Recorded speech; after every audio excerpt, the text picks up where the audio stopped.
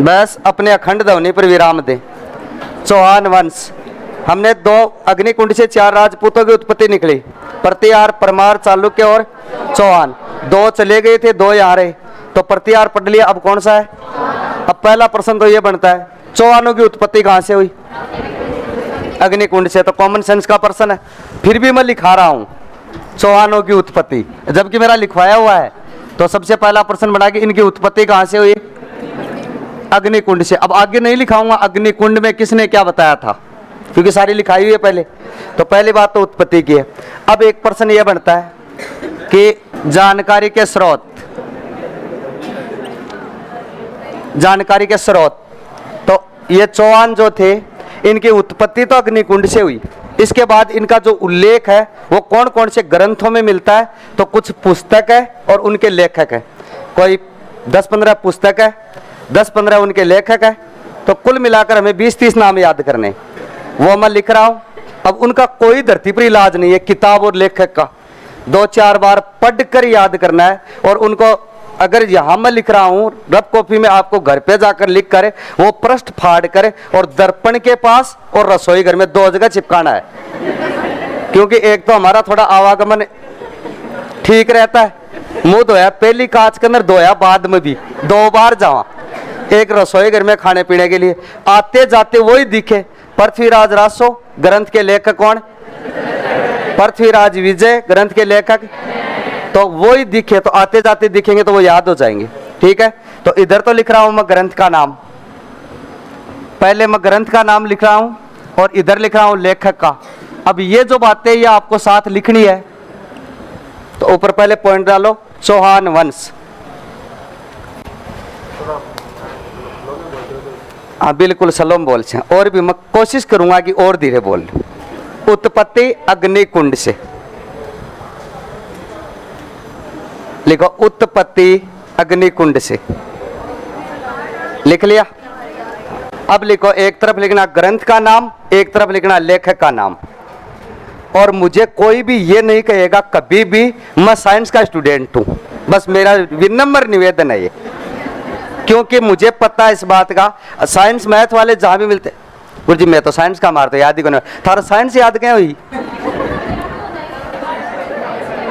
बस ये गलत फहमी है ना।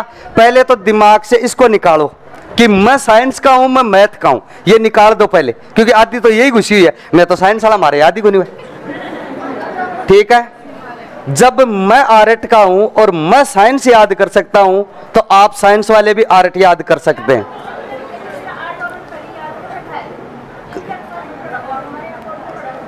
तो मैं अकॉर्डिंग आपके ही पढ़ा रहा हूं, एक तरफ ग्रंथ का नाम लिखेंगे, एक तरफ लेखक का। सुनो, लिखना, पहला ग्रंथ का नाम लिखो, पृथ्वीराज रासो। हद कर दी भाई, पृथ्वीराज रासो। लेखक का नाम है चंद्रबरदाई।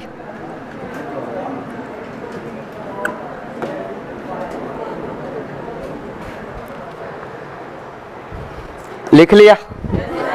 हाँ लिखो, पृथ्वीराज रासो, चंद्रबरदाई। दूसरे ग्रंथ का नाम लिखना पृथ्वीराज विजय।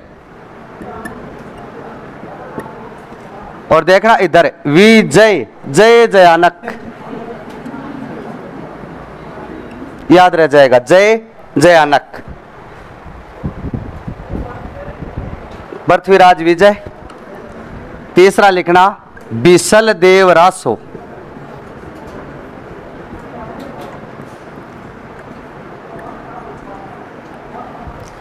लेखक थे नरपति नालय।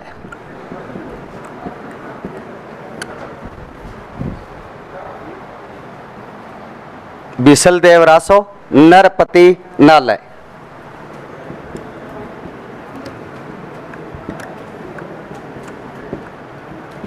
ललित विग्रह राज। और लेखक है सोमदेव।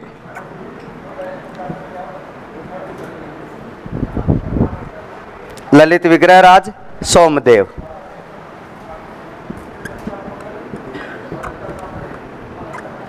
हमीर रासो।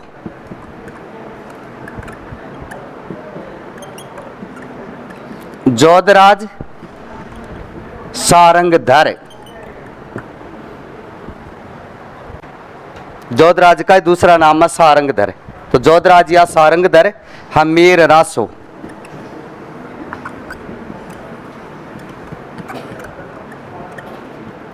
हमीर महाकाव्य। जिनको आता है वो बोलेगा नहीं कोई, क्योंकि नहीं आता उनको बड़ा दुख होता है। चुपचाप लिखो। नयन चंद्र सूरी।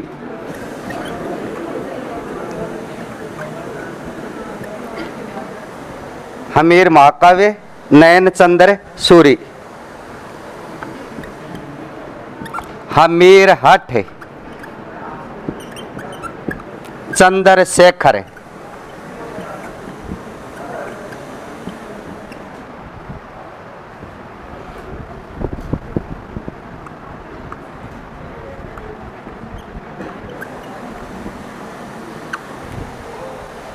तो मैं हमीर हमीर के सारे एक जगह लिखा रहा हूं। हमीरायण,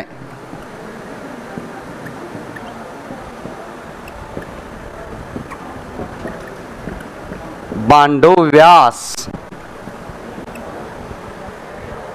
हमीरायण बांडो व्यास।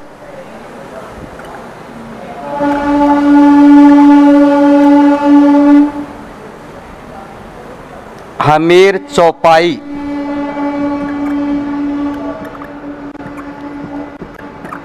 मंडन विजय सा। हमीरायण बांडो व्यास, हमीर चौपाई, मंडन विजय सा।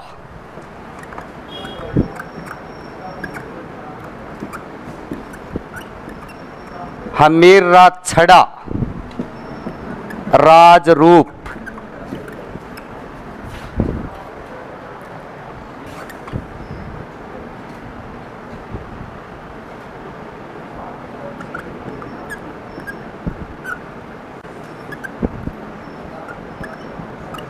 सुरजन चरित्र, चंद्रशेखर। पहले भी लिखा ना एक चंद्रशेखर। हठ, ये एक ही आदमी है दोनों का।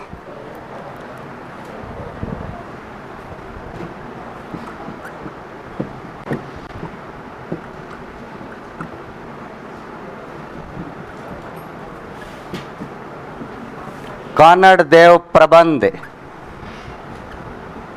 और एक किताब और लिख रहा हूं मैं साथ, वीरम देव सोनगरारी बात। दोनों के लेखक हैं, उनका नाम है पद्मनाभ। पद्मनाभ।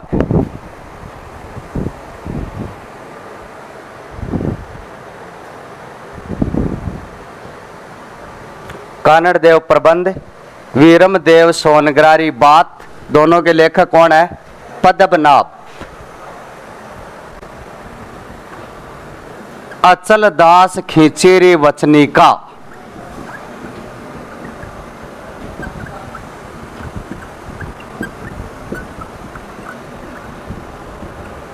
लेखक हैं शिवदास गार्डन।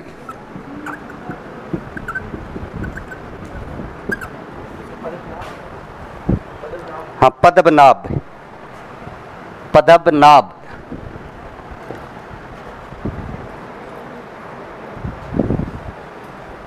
अचल दास खींचेरी वचनिका, लेखक है शिवदास गार्डन।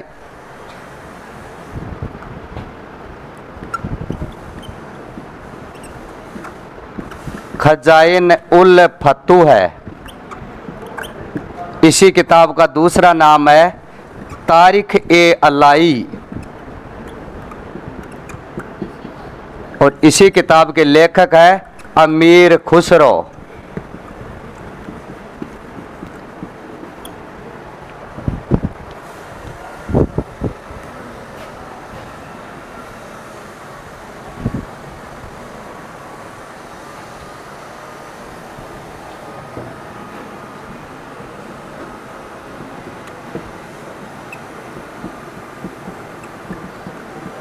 तबकाते नासिरी किताब का नाम है, लेखक है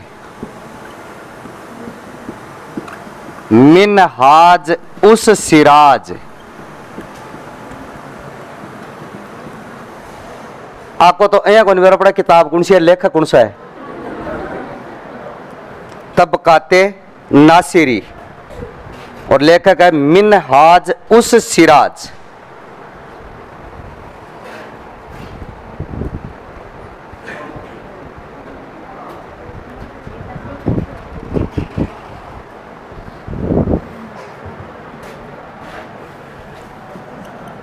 ताज उल मासिर, और लेखक है हसन निजामी। बस अत्ती पढ़ांगा। हसन निजामी, किताब का नाम है ताज उल मासिर।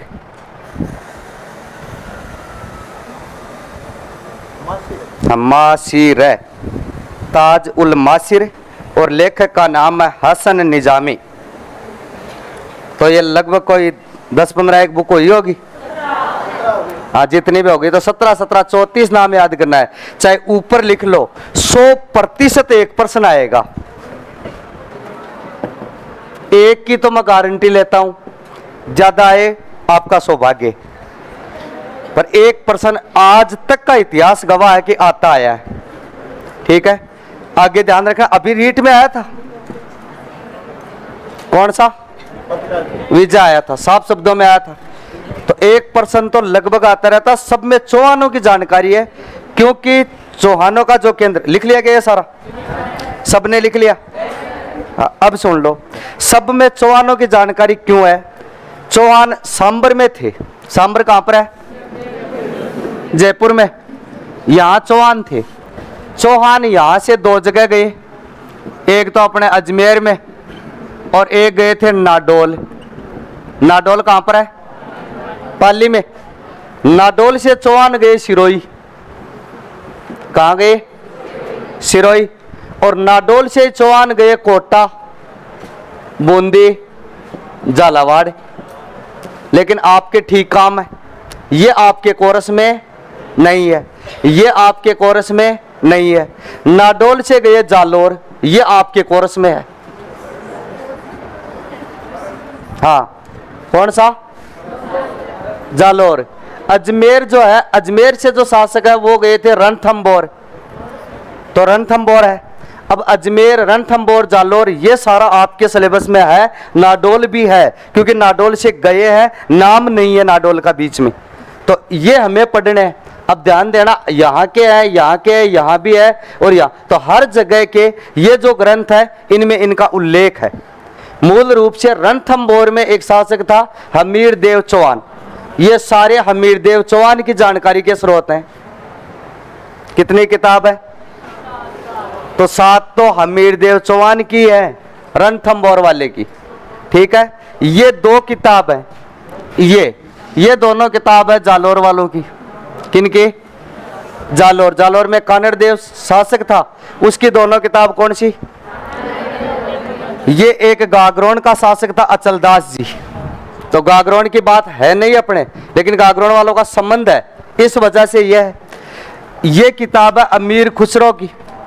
और अमीर खुसरो किसका दरबारी विद्वान? अलाउद्दीन खिलजी का। अलाउद्दीन ने भयंकर रूप से राजस्थान में अटैक किए, वो तो टिका 20 साल ही। जे ज्यादा टाइम रह जाए तो मुझे लगता था सबको साकों में बदल दे। सारे साके किसने करवाए? इसी अलाउद्दीन खिलजी ने। आसाराम खिलजी नहीं, अलाउद्दीन खिलजी, इसी ने करवाए थे। तो ये इनका दरबारी है। तो अलाउद्दीन के अभियानों का उल्लेख कौन सी बुक में? खजाइनुल फतवा में। इधर ये जो इतिहासकार है, ये उस कुतुबुद्दीन ऐबक, नाम सुना है क्या? मोहम्मद गोरी पृथ्वीराज चौहान के साथ तराइन का युद्ध, तो उन युद्धों की जानकारी इन बुकों में मिलती है। तराइन के 2 युद्ध हुए थे ना, उनकी जानकारी कौन सी किताबों में? तो वो फारसी इतिहासकार थे, तो पुस्तक भी किस भाषा में? फारसी में, नाम भी फारसी में दे रखे। तो 3-4 जगह की बात की है। जालोर वालों की जानकारी कानड़ देव प्रबंध, और कौन सी बुक थी? वीरम देव सोनग्रारी बात। ये दोनों कहाँ के? जालोर के। बता दिया। ये कहाँ का? गागरोन का। ये कौन था? अलाउद्दीन का दरबारी विद्वान। ये सारी किताब किसकी? हमीरदेव चौहान की। ये बूंदी का था, सुरजन हाड़ा नाम का राजा था बूंदी का।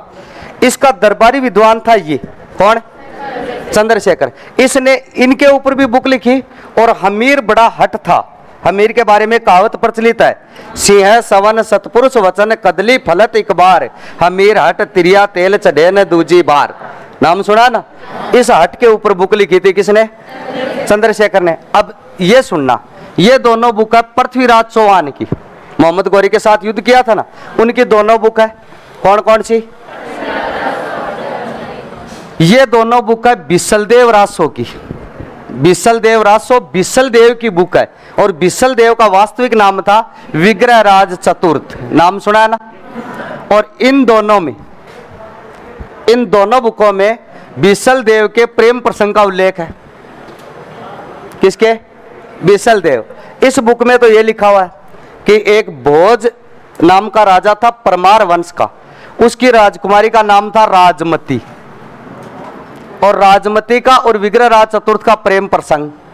अब विग्रहराज चतुर्थ राजमती को पत्र लिखकर भेजता, और वो पत्र ये भाई साहब हमेशा पोस्ट ऑफिस के पास खड़ा रहता। तो राजमती का जो पत्र आता उसको पढ़ता पूरा, और विग्रहराज जो पत्र लिखता उसको पढ़ता। विग्रहराज हमेशा अपने पत्र के नीचे नाम लिखता बिसलदेव। कोई ने बेरो न पड़ा काम की का विग्रहराज चतुर्थ का। इसलिए नरपति नाला ने जो किताब लिखी उस किताब का नाम दे दिया बिसलदेव रासो। ये भी प्रेम प्रसंग पर ही है। ये विग्रहराज चतुर्थ ने दिल्ली पर अधिकार कर लिया था, और इंद्रपुर बीच में आता है। इंद्रप्रस्थ एक क्षेत्र आता है। वो इंद्रपुर की एक राजकुमारी थी देसल देवी।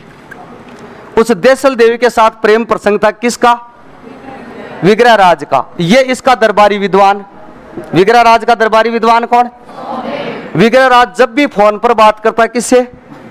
देसल देवी से। और छुप के सुन तो कौन है? पूरी की पूरी लिख दी के बात करते 11 बजे पास। तो ललित विग्रहराज पुस्तक में देसल देवी आ देवी तो एग्जाम में आईडी है, ये परीक्षा में आया प्रश्न है। विग्रहराज चतुर्थ की किस प्रेमिका का उल्लेख ललित विग्रहराज नामक ग्रंथ में मिलता है? देसल देवी। राजमती का भी प्रश्न पूछा हुआ है, तो ये बिसलदेव रासो की दोनों बुक थी। मैंने सारी बुक बता दी कौन किसकी थी। बात समझ में आई? याद करना, याद आराम से हो सकती है अगर थोड़ा दिमाग संतुलित करके आदमी पढ़े तो कुछ भी कर सकता है। एक अनपढ़ आदमी, एक अखबार बेचने वाला आदमी अगर कलाम बन सकता है, एक साइकिल चलाने वाला आदमी अगर रूसो बन सकता है, तो एक पढ़ने वाला विद्यार्थी, एक टीचर तो आराम से बन सकता है। बात समझ में आई? 12-13 किताब है। इनके 2 पृथ्वीराज की मैंने सब साथ लिखाई है इस वजह से कि आराम से याद हो जाए। ये दोनों पृथ्वीराज चौहान की है, ये दोनों विग्रहराज चतुर्थ की है, ये हमीर देव चौहान रणथंभौर वाले की है। कहाँ तक? हमीरराज छड़ा तक। ये बूंदी का था सुरजन हाड़ा, उसकी बुक है। और ये बुक दोनों जालोर के शासक कौन थे? कानड़ देव की है। और ये बुक गागरोन का एक शासक था अचल दास जी।